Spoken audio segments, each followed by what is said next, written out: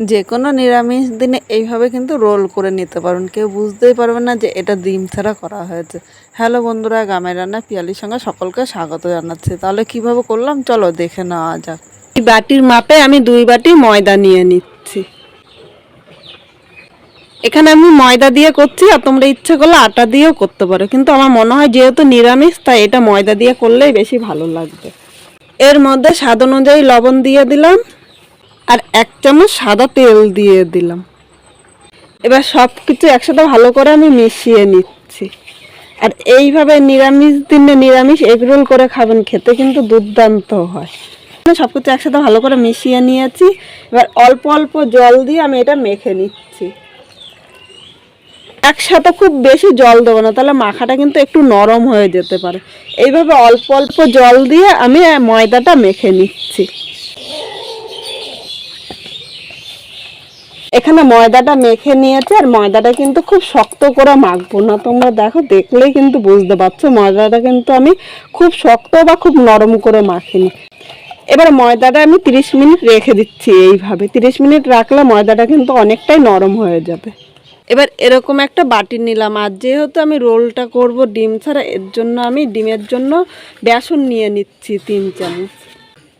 3টে রোলের জন্য আমি 3 চামচ বেসন নিয়ে নিয়েছি। বেসনটা তোমরা কম বেশি করে নিতে পারো। এখানে দিয়ে দিলাম স্বাদ অনুযায়ী লবণ। এবার বেসন ও লবণটা ভালো করে আমি মিশিয়ে নিচ্ছি। বন্ধুরা, বেসনটা ভালো করে মিশিয়ে নিয়েছি। এবার এটা জল দিয়ে একটা ডো তৈরি করে নিচ্ছি।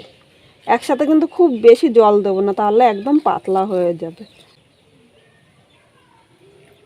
এইভাবে অল্প অল্প জল দিয়ে আমি বেসনের ডোটা তৈরি করে নিচ্ছি।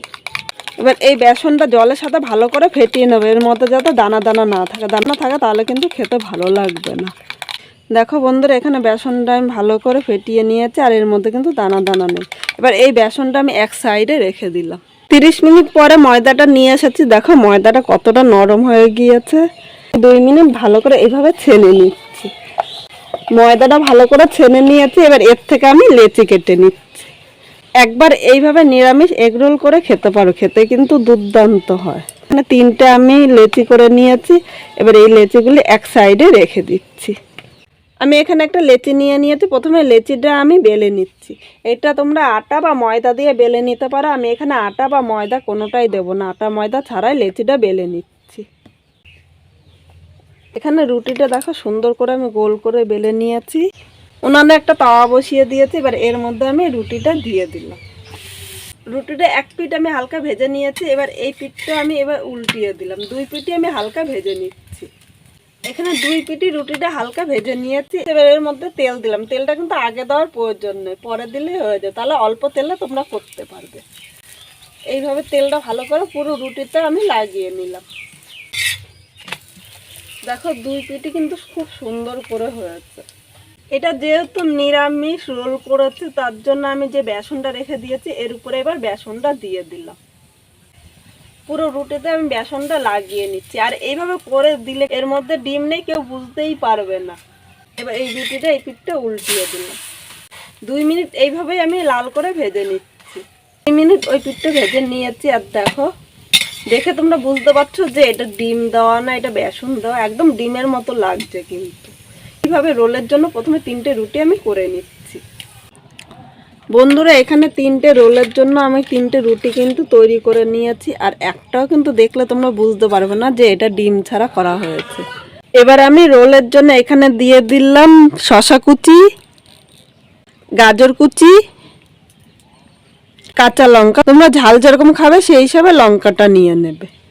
এবার এরকম একটা টমেটো সস নিয়ে নিয়েছি। এটা কিন্তু প্রায় সবার বাড়িতেই থাকে। দেখো, এটা কিন্তু বেশি দামও না। এর উপর দিয়ে আমি এই টমেটো সসটা দিয়ে দিলাম। আমি এটা এবার রোলের মতো করে পেঁচিয়ে নিচ্ছি। এর উপরে একটা কাগজের মতো করে নিলাম। আর দেখো, একদম কিন্তু দোকানের মতো লাগছে দেখতে। কাগজটা নিচে দিয়ে এভাবে মুড়ে দিল। রোলটা দেখো কত সুন্দর হয়েছে, একদম দোকানের মতো কিন্তু লাগছে। এইভাবে আমি সব কয়টা রোল তৈরি করে নিচ্ছি। 3টে রোলই তৈরি করে নিয়েছি। আর একবার দেখলে সহজেই করতে পারবে। আজকে আমার এই নিরামিষ রোলটা কীরকম লাগলো কমেন্ট করে জানাতে কিন্তু ভুলবেন না। নতুন কোনো বন্ধু আমার এই ভিডিওটি দেখতে আসলে ভালো লাগলে একটা লাইক শেয়ার ও কমেন্ট করবেন, আর সাবস্ক্রাইব করে পাশে থাকবেন, যাতে নতুন নতুন ভিডিও আপলোড করলে সবার আগে নোটিফিকেশান আপনার কাছে পৌঁছিয়ে যায়।